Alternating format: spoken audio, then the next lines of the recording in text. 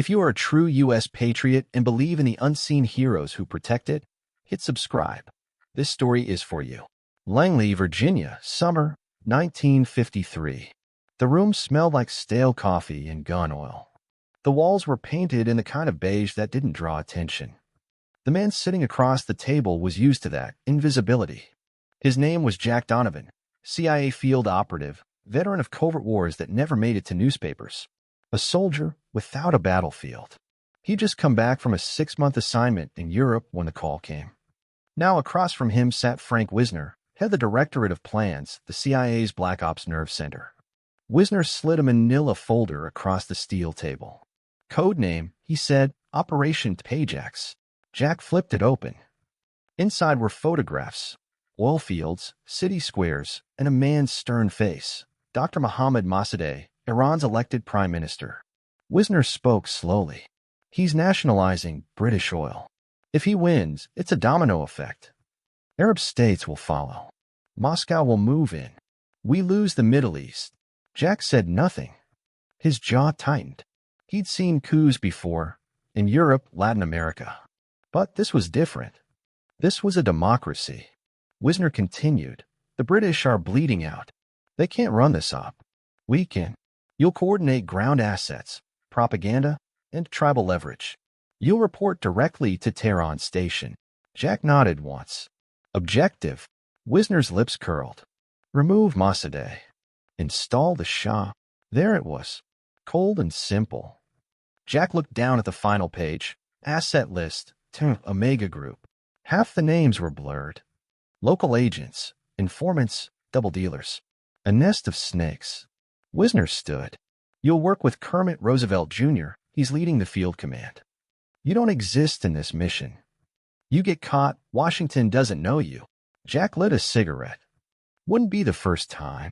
He slid the file back into the folder, stood up, and walked out. As the door closed behind him, Wisner's voice echoed. History won't remember you, Jack. But America will owe you. Outside, the tarmac shimmered under the Virginia sun. A C-47 was waiting. Unmarked, standard CIA airlift. Jack climbed aboard with nothing but a duffel and the mission file. As the plane lifted off, he stared out the window, the horizon fading into cloud. He wasn't sure if he was about to save democracy or kill it. Tehran, Iran, July 1953. The city pulsed like a living organism. Heat, dust, and whispers in every alley. To the locals, it was the summer of uncertainty. To the CIA, it was the front line of an invisible war. Jack Donovan stepped off the car at the U.S. Embassy compound, removing his sunglasses. The Marines at the gate didn't ask for ID. They knew who he was. Men like him didn't have names on the roster. Inside, the air was thick with cigarette smoke and the rattle of typewriters. Kermit Roosevelt Jr., codenamed the Architect, stood by the map table. A calm man with a posture of someone born into privilege and power. Glad you made it, Kermit said, shaking his hand. Washington trusts you can get this done quietly. Jack looked over the table. Tehran was divided into colored grids, blue for loyalists, red for Mossadegh's supporters, and gray for undecided. Beside it were stacks of Iranian rials, propaganda flyers, and sealed envelopes marked for field use only. What's our leverage? Jack asked. Money and fear, Kermit replied. We pay the mobs, fund clerics, and spread the idea that Mossadegh is a communist puppet. Once the streets turn, the army moves in. Simple, if it works. Jack nodded, studying the photos. And if it doesn't, then Tehran burns. And we deny everything. That night, Jack met the local operatives, the Omega Group. Men who'd switched loyalties more times than they'd switched shirts. There was Farrak, the ex-U police captain, who now ran protection rackets. Nadia, a radio operator and informant for both the CIA and MI6. And Dariush, a journalist paid to rewrite history, one headline at a time. Jack kept his face cold, but inside, his instinct screamed, too many hands, too many agendas. He trusted no one. Over the next week, the plan unfolded. Fake telegrams, forged headlines, and whispered rumors spread through the city. Mossadegh has betrayed Islam. The Shah has fled for his life. Communists plan to seize power. Every morning, Jack reviewed reports from the bazaars. Crowds were growing restless. But something wasn't right. On the fourth night, While monitoring shortwave transmissions from the safe house, Jack intercepted a coded message, not from Moscow, not from Washington, but from inside the embassy. It was an encrypted signal, simple but deliberate. Operation compromised. Asset Omega 2 double. Eliminate. Jack froze. 2 was Nadia. Someone inside Langley had just ordered her death. He checked his watch, then the safe house radio. She was due to report in 5 minutes. His heart pounded, not from fear, but instinct. There was a leak inside their own command structure. He grabbed his sidearm and moved into the street. Tehran after midnight was a city of shadows, stray dogs, dim lamps, the call to prayer drifting from faraway minarets. He reached the rendezvous alley where Nadia waited, her radio case in hand. She smiled faintly. "I thought you wouldn't come." Jack lowered his weapon. "You're burned. Somebody in our chain sold you out." Her eyes widened. "Me 6. He shook his head. "No, ours." A moment later, headlights flared at the end of the street. 2 black sedans moving fast. He shoved her behind a stone wall as bullets tore through the dust. Jack fired 3 shots, dropped one attacker, then grabbed Nadia by the arm. "Run!" They sprinted through back alleys until they reached a courtyard. Nadia's breathing was sharp, panicked. Jack looked at her, sweat streaking down his face. "You tell me the truth. Who are you really working for?" She hesitated. Then, quietly, "Not everyone in your agency wants the Shah to win." His blood went cold. There was more to Operation TPAJAX than Langley had told him. Tehran, August 1953. The city was boiling over. Streets flooded with protesters, some paid, most confused, all angry. Radio Tehran pumped a steady stream of chaos. "The Shah has fled." 1 hour, "The Shah has returned." The next. Every headline was a weapon, every rumor a match. Jack Donovan hadn't slept in 2 days. His hands shook from caffeine and adrenaline. The mission had turned volatile and personal. Nadia had vanished after the ambush. Her last known location, the northern sector near the Russian embassy. Too close to the line. Inside a safe house disguised as a tailor shop, Jack listened to static. Each radio burst was a coded signal, some genuine, some designed to bait him. The agency's Tehran station had gone dark. Roosevelt had relocated. Officially, everything was still proceeding according to plan, but the plan was unraveling. He decoded a transmission from Langley that morning. Proceed with primary asset consolidation. Local operation compromised. Containment authorized. Containment. Say speak for cleanup. Eliminate liabilities. He clenched his jaw. Nadia had been labeled a liability. But why? Because she was double-crossing them, or because she knew something about the operation that Washington didn't want surfacing? Jack checked his weapon, holstered it, and stepped into the street. Tehran's skyline glimmered under the merciless sun. Every face seemed to watch him. Vendors whispered. Soldiers stared. Somewhere above it all, someone was playing God with a radio dial. He moved through the bazaar, blending with the crowd, heading toward the safe house of an old contact, Colonel Zahedi, the man the CIA intended to install once Mossadegh was gone. A former general, tall, with the calm confidence of someone who'd already decided which side of history he wanted to stand on. Zahedi greeted him with a nod, poured 2 glasses of black tea, and spoke without emotion. "The city is turning. Clerics have taken your money. The mobs are in the streets. Mossadegh is isolated. You've done your job, Mr. Donovan." Jack stared at him. "Then why do I smell blood on the wind?" Zahedi leaned back. "Because revolutions are never clean." Before Jack could respond, the young aide rushed in, panic in his voice. "Colonel." The Prime Minister's guards opened fire on the crowd. "Many dead." Zahedi smiled thinly. "Then it begins." Jack knew what that meant. Once blood was spilled, the rest would follow. Retaliation, panic, martial law. The coup had a pulse now. It wouldn't stop until one man was dragged from power or another installed in his place. He left the house, moving fast. His gut told him to find Nadia.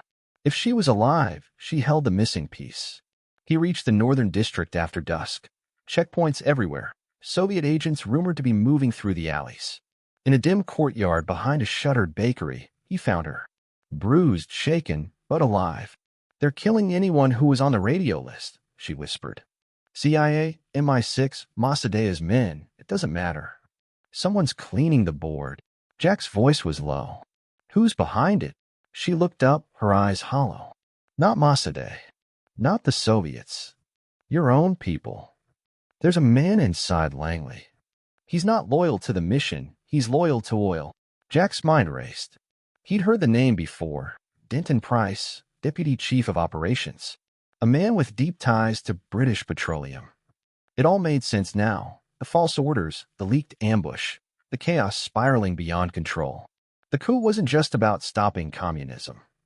It was about money, and someone inside the CIA was orchestrating both sides for profit. As they slipped through back streets toward a safe house, a British Land Rover screeched around a corner. Armed men spilled out. Not Iranian police, not military. MI6 operatives. Jack pushed Nadia down. Move. Gunfire tore through the dark. One bullet grazed his arm. Another shattered the window beside them. Jack fired back, hitting one assailant in the leg, then another through the windshield. Nadia crawled beside him, clutching the radio case. They're here to silence us both, she gasped. Jack reloaded, breathing hard. Then we make damn sure someone hears what they're trying to bury. Somewhere in the chaos, the sound of distant crowds grew louder. Chants, gunfire, and the roar of an approaching storm. Operation TPAJAX was no longer covert. It was war in the streets. Tehran, August 15, 1953. The city had become a live wire. Crowds surged through the streets, shouting the Shah's name one minute and Mossadegh's the next. Smoke rose from burning trucks. Shots cracked in the distance, then closer. Jack Donovan crouched in the upper floor of a half-collapsed building, bleeding through his sleeve. Nadia sat beside him, tuning the battered radio transmitter. Her fingers trembled, but her voice was steady. The embassy is broadcasting coded green lights, she said. It means the coup's gone hot. Jack wiped the sweat from his face. Roosevelt's pushing it now. He'll back Zahedi with tanks before dawn. Nadia looked at him, her eyes sharp despite exhaustion. Then you'll still follow orders. Jack didn't answer. He'd spent his career believing in a cause bigger than himself. But this wasn't freedom. It was engineered chaos. He saw children in the streets throwing stones, men dying for slogans they didn't understand. Down below, a mob dragged a soldier through the dirt, his uniform torn, his face unrecognizable. The roar of the crowd swallowed his screams. Jack turned away. We need proof, documents, transmissions, anything that ties Denton Price or the British to the oil contracts. Otherwise, this was all for nothing. Nadia nodded. I know where. There's a communications hub beneath the British Embassy, MI6 archive. You'll find every order that passed through this operation. Then that's where we go. They moved under the cover of blackouts. Tehran's power grid had been sabotaged, courtesy of the CIA's local assets, leaving the city a maze of flickering lamps and terrified whispers. At the embassy perimeter, Jack counted 4 guards. British uniforms, tired and jumpy. He motioned to Nadia, 2 fingers, right flank. She moved like a shadow. Within minutes, both guards were down, one silenced, one unconscious. Inside, the air reeked of sweat and whiskey. Old teletypes clattered, spewing reports to London. Jack slipped through the corridor until he found the basement stairs. Down below, a red light blinked over a steel door. Nadia cracked the code lock with shaking hands. 40 seconds, she whispered. The door clicked. They entered. Rows of file cabinets stretched before them. Maps of Iranian oil fields lined the walls, marked with company logos, Anglo-Iranian Petroleum, Royal Dutch Standard Oil. Jack pulled open a drawer. Inside were classified communiques stamped top secret, eyes only. He read one line aloud. Coordination with Price confirmed. Authorization for secondary media control. Public disorder acceptable within limits. He stared at it, his stomach tightening. They planned the riots.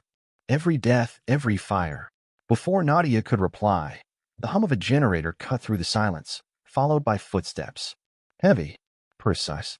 Jack drew his pistol, motioned her behind a cabinet. The door swung open. 2 MI6 officers entered with flashlights. One spoke quietly into his radio. Control, we found them.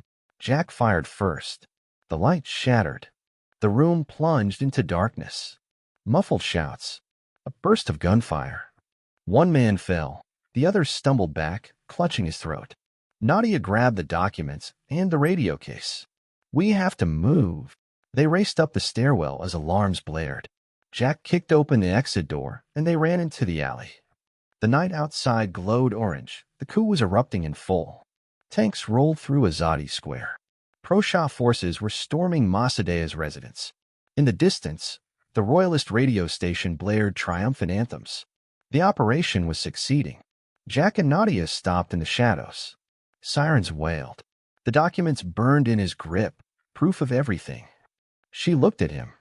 "We can still stop them. Get this to the press before they crown their puppet." Jack met her eyes. "No, if we release this now, thousands more will die. The mobs are armed. They'll turn on anyone. So we just let it happen." He didn't answer.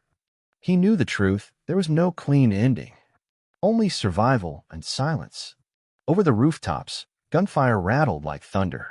Jack watched the flames rise from the Prime Minister's compound and whispered, almost to himself, "God forgive us. We just rewrote history." Behind him, Nadia whispered back and buried the truth with it. The Shah's flag was already being raised over Tehran. The operation was a success on paper. But for Jack Donovan, it marked the beginning of his war against his own agency. Tehran, the morning after. The city smelled of smoke and spent gunpowder. Streets that had been avenues yesterday were littered with overturned carts and singed banners. Soldiers moved in orderly columns now. The chaos had a new uniform. Crowds cheered in bursts, then quieted under the watchful eyes of tanks. Operation TPAJAX had a victor. History would call it a restoration. Jack called it a crime scene. He and Nadia had split up at dawn. She'd taken the MI6 files and disappeared into the labyrinth of safe houses. Jack had stayed to collect fragments, photographs, witness names, anything that tied the orchestration to the people who'd ordered it. His arms still throbbed where a bullet had grazed him. His fingers were stained with soot and ink. The first call he made was to Kermit. The architect answered on a secure line, voice steady. "It's done," Kermit said. "Tahiti's in charge. Shah will be stabilized. Roosevelt expects you back in 3 days for debrief." There was a pause. "You okay?" Jack heard the genuine concern, the aftershocks of friendship and pride.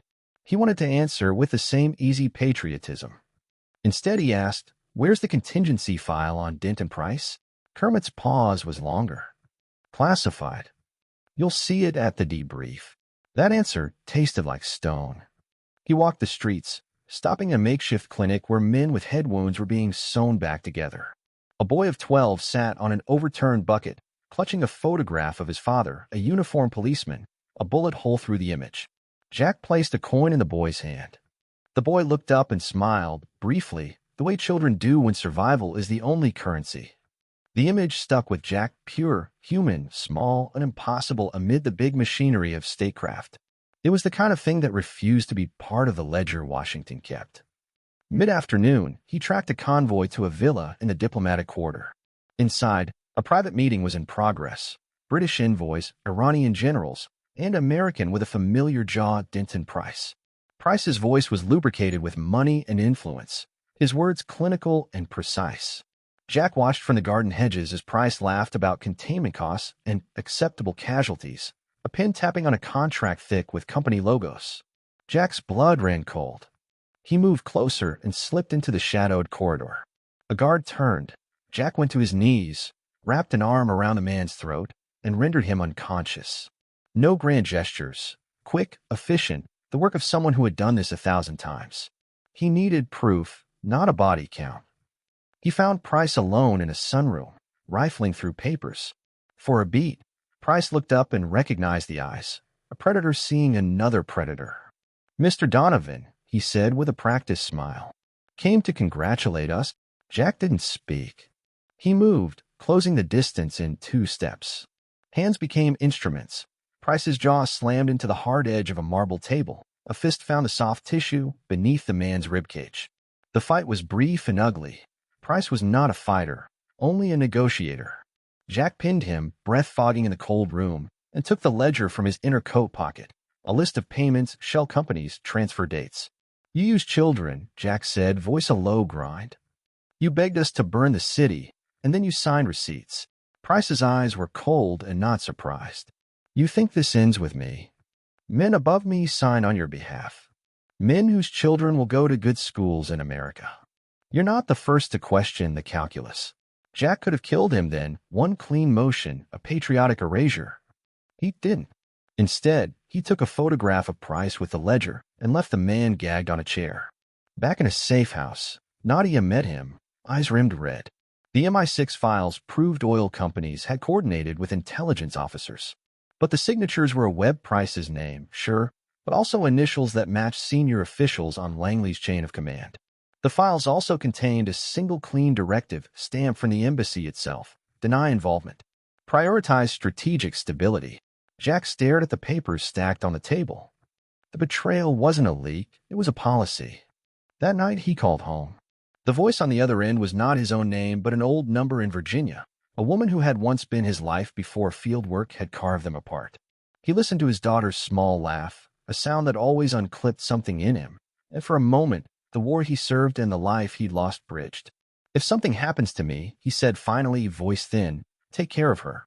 There was no bravado, no patriotic flourish, just a man asking for an ordinary mercy. He knew then he was infected with a choice: bury the ledger, finish the job, and return a hero bound to lies, or expose the rot and die in a courtroom or an alley, nameless and right. In the morning, he slipped into Langley's morning dispatch under a false name and passed a copy of Price's ledger to a single person he could trust: investigative journalist he'd met years ago in Berlin, someone who had a sense of risk and a conscience. He watched his action like watching a match fall into dry grass. Across town, in a dim office, a man in a three-piece suit flipped through the paperwork and smiled. It wasn't the smile of relief. It was a smile of calculation. Jack sat in the dark, the radio whispering static and official congratulations. The Shah was secure. Zahedi walked the palace halls. Denton Price returned to his conferences. And the boy with the photograph. He would wake tomorrow and look for his father in a different uniform. Jack had ignited a different war now, a war for truth inside a machine designed to chew up truth. The ledger was a bullet with no clear target. Beirut, 2 weeks later. The agency called it cooling off. Jack called it exile. He was stationed at the U.S. consulate under diplomatic cover, tasked with regional observation. In reality, Langley had sent him away. Too many questions, too many loose ends. His arm had healed, but the scar on his conscience hadn't. Every night he replayed the same reel. Mossadegh dragged from his home, soldiers saluting the Shah, Price smirking behind a cigar, Kermit toasting success. The world had moved on. Washington celebrated a victory for democracy. Jack sat in a rented room above a cigarette shop, drinking cheap Iraq and writing reports that no one would read. Until one evening, a coded transmission broke through his radio. Omega asset terminated. Operation sterilization underway. Donovan compromised. He froze. The message came from inside Langley's own encrypted band. It wasn't a warning, it was a death sentence. Someone had decided he knew too much. He looked out the window. The street was quiet, too quiet. A black car idled near the corner. No headlights, 2 silhouettes inside. Instinct took over. He grabbed his sidearm, his forged passport, and the ledger copy Nadia had risked her life for. He slipped through the back exit and vanished into the Beirut night. At dawn, he reached a safe house near the docks. A CIA cutout operated by a local handler named Reza. A small man with sharp eyes and a habit of counting his cigarettes before lighting one. They're cleaning the slate, Reza said after scanning the message. Washington thinks you leaked documents to the press. Jack frowned. Did the story run? Reza shook his head. The journalist, the one from Berlin, was found dead in Cyprus 3 days ago. Boat accident. Jack felt the air leave his lungs. He played this game long enough to know what that meant. The truth hadn't been buried, it had been erased. Reza leaned forward. There's one way out. A man in Istanbul, codename Vulture. Former MI6. He hates Price. He's got archives, communications between London and Langley during the coup. You get those files, you live. Jack nodded. And if I don't? Reza smiled grimly. Then you die remembered as a traitor instead of a patriot. The next night, he boarded a freighter under an alias, hiding in the cargo hold among crates of pistachios and armed shipments. The air was heavy with salt and oil. Every creak of the hull sounded like footsteps. Halfway through the voyage, he found a transmitter hidden behind the bulkhead. CIA issue. Someone had tagged the ship. He disabled it and smashed the circuit board under his boot. No turning back now. In Istanbul, the city breathed espionage. Narrow alleys, steam rising from street stalls, and the smell of diesel from the Bosporus. He checked into a low-rent pension near Galata Tower and waited. At midnight, a knock. 3 short, 1 long, the Oldfield pattern. Jack opened the door to find a man in a trench coat, gray hair slicked back, eyes like cracked glass. "You're Donovan," the man said in a clipped British accent. "Name's Ellis. Used to work for your friends across the pond. Now I work for Truth." Jack gestured to sit. "You've got files." Ellis smirked.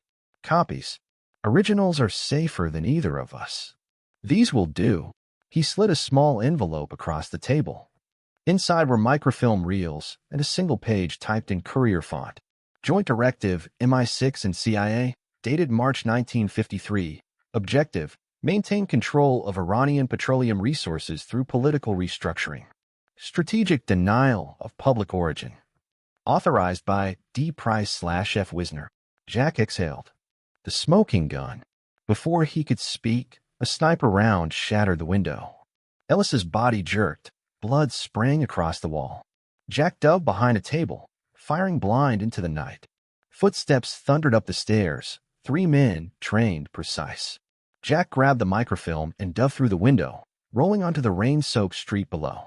Bullets ricocheted off the cobblestones. He limped through the alleyways until he reached the docks, his pulse hammering like a war drum. He'd lost another ally. Another truth-bearer dead. But the microfilm was intact. Proof that the coup wasn't about communism. It was about control, money, and men who would rewrite the world for profit. Jack looked toward the dark water of the Bosporus and muttered, "You can kill the messengers, but you can't silence history." He disappeared into the storm, hunted by both sides now. The traitor who'd served too well. Ankara 1 month later. Jack Donovan had become a ghost. His name was scrubbed from agency records, his bank accounts frozen. Washington had declared him rogue operative, suspected of espionage. In truth, he was running for his life with a microfilm that could burn half of Langley. He kept moving, Beirut to Nicosia, Nicosia to Athens, Athens to Ankara. Each night he changed hotels, used burner passports, and trusted no one. Nadia hadn't been seen since Istanbul. Whether she was alive or buried in a shallow grave somewhere near the Black Sea, Jack didn't know. But one thing he did know, Denton Price was still operational. And Langley had dispatched a kill team to retrieve the microfilm before it could surface. The snow was falling on the outskirts of Ankara when Jack received the call. The voice was calm, bureaucratic, and unmistakable, Frank Wisner. "You've caused a hell of a mess, Jack." Jack's hand tightened around the receiver. "I didn't start it." Wisner sighed. "You leaked classified intelligence to foreign assets. You jeopardized the Shah's stability, exposed internal communications. Do you have any idea what that means?" Jack's tone was steady. "It means the agency serves oil before it serves the flag." There was a pause. "That's not your burden to carry." "Come in, Jack. We'll make this right." Jack almost laughed. "You can't make treason right, Frank, not when it's done in a suit." The line went dead. Minutes later, headlights appeared at the end of the street. 2 cars, then 3. They'd found him. He grabbed the microfilm, the pistol, and the small photo he always kept in his wallet, his daughter, age 7, holding a toy plane. Then he moved to the back window and jumped into the alley as the front door exploded inward. Gunfire followed. Jack sprinted through the narrow alleys, sliding on ice, returning fire with surgical precision. He dropped one man with a shoulder shot, another with a burst to the leg. He ducked into a garage, lungs burning. When the silence came, he knew they'd regroup. He had maybe 10 minutes. He tore apart the radio on the workbench, reassembled the transmitter, and tuned to a secure frequency. Omega 9, this is Donovan. Code black transmission. Confirm safe line. Static. Then a voice. "Nadia." "You're alive," he whispered. "Barely," she said. "I've got a contact at Der Spiegel. They can publish everything. You just need to get the microfilm here." Jack exhaled, half relief, half exhaustion. Istanbul. No, Vienna. It's cleaner. Neutral ground. Before he could answer, the sound of boots echoed outside the garage. Nadia's voice cracked over the radio. Jack, listen to me. You can't outrun them forever. Upload it. Send it through the satellite relay. The truth has to outlive you. He smiled faintly. Always the idealist. Don't make me the only one left, she said. He looked at the microfilm, a sliver of truth that could destroy careers, rewrite history, and maybe save nothing at all. He loaded it into the transmitter, started the upload sequence, and waited as the signal bars flickered. Then came the breach. The first agent through the door caught a wrench to the skull. Jack moved like muscle memory. Grab, pivot, fire. The second agent fell. The third fired wild. A round tore into Jack's side, hot and deep. He staggered but kept firing until the last man dropped. He collapsed against the wall, blood soaking through his shirt. The transmitter beeped once. Upload complete. Outside, sirens wailed. He pressed his hand against the wound and looked at the transmitter's blinking light. Somewhere in Europe, a file was being decrypted. Somewhere, the truth had just escaped its cage. He whispered into the dead radio. It's done, Nadia. No reply. Only static. Jack leaned his head back and closed his eyes. The pain dulled, replaced by a strange calm. He could almost hear his daughter's voice again, the sound of innocence untouched by geopolitics. He smiled weakly. Maybe now she'll grow up in a world that knows what we did in the dark. As the sirens grew louder, he pulled the photo from his wallet and pressed it to his chest. When the agents finally burst in, Jack Donovan was already gone. But the truth, that had just begun its mission. Vienna, 6 months later. Winter clung to the city like a secret. The Danube carried ice, fog, and whispers of another Cold War brewing. No one remembered Jack Donovan by name, only by rumor, the American who turned his gun on his own shadow, the ghost who bled out in Ankara with a transmitter still humming beside him. But someone had picked up that signal.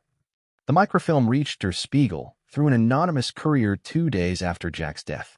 It never ran as a headline. The world wasn't ready for the story of how a democracy was bought and sold in the desert. Instead, pieces leaked out over the years.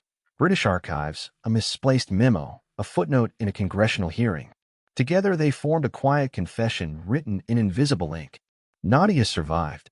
She lived under new names in old cities, Munich, Lisbon, finally Vienna. She'd learned to disappear the way operatives do, by becoming unremarkable. But she carried one relic, a plain envelope marked TPAJAX/declassified fragment, the copy Jack had risked everything to protect. She sat in a cafe near Stephansplatz, watching the snow settle on the cobblestones. Across the street, a kiosk sold newspapers. The front page read, CIA confirms historical Operation in Iran. The truth had finally surfaced, sanitized, edited, decades late. But it was out. She smiled faintly, a gesture of grief more than victory. Jack had been right. You couldn't silence history, only delay it. A man entered the cafe, mid-30s, trench coat, clean-cut American face. He sat across from her without asking. Mrs. Donovan, he said quietly. Her breath caught. I haven't used that name in years. No, he replied, sliding a folder across the table. Inside was a photo of a young woman, Jack's daughter. Grown now, wearing a State Department badge. She asked to meet you. Nadia closed her eyes. Does she know what her father did? She knows enough, the agent said. Enough to ask the right questions. Enough to make people nervous again. For a long moment, Nadia said nothing. The cafe murmured around them, clinking cups, low German chatter, the world pretending it had forgotten 1953. Then she reached into her coat and produced a small reel of microfilm, the last one. Give this to her, she said. He wanted her to know everything, not the myth they built around him. The agent nodded, pocketed the reel, and stood. You know, some people in Langley think he went rogue. Others think he was the only one who stayed loyal to the truth. Nadia looked out the window at the falling snow. Both can be true. When he left, she sat alone for a long time, tracing the rim of her coffee cup. Outside, church bells echoed through the cold air, steady, haunting, final. Langley, Virginia, present day. A classified briefing room. The same beige walls, the same faint smell of coffee and oil. On the screen, Operation TPAJAX, internal review, declassified in part. A young analyst read the summary aloud. The operation achieved its objective. Strategic success, minimal collateral by official metrics. However, internal documentation indicates unauthorized actions by field operative Jack Donovan. His transmissions were never fully recovered. A general in the back shifted uneasily. What's the relevance now? The analyst hesitated. His daughter's leading a new oversight committee on covert transparency. He looked up. She's asking for the original field reports. The room fell silent. Someone muttered, "Let the past stay buried." But outside the Pentagon, the flag rippled in the wind. Same stars, same stripes, same quiet debt to the people who serve in shadows. Years later, a memorial plaque appeared in Arlington. No name, no rank, no date, only words. For those who fought unseen battles so others could question them in the light. Beneath it, someone had placed a folded photograph, a child with a toy plane, smiling at the sky. And far away, in Vienna, Nadia looked up from her window as another winter began. Somewhere, deep inside her coat, she still carried the letter Jack once wrote before his final mission, 4 sentences on yellow paper, smudged with blood and rain. "We thought we were saving freedom. Maybe we were saving the illusion of it. If you ever find this, don't avenge me. Just remember, truth is the only country worth dying for." She folded it carefully, as if preserving the last heartbeat of a man the world had forgotten but history could never erase. If this story moved you, leave a like and a comment telling us where in the world you're watching from. Your support keeps these untold stories alive. In the end, Jack Donovan didn't die for a flag or a secret. He died so truth could breathe, even if the world tried to choke it.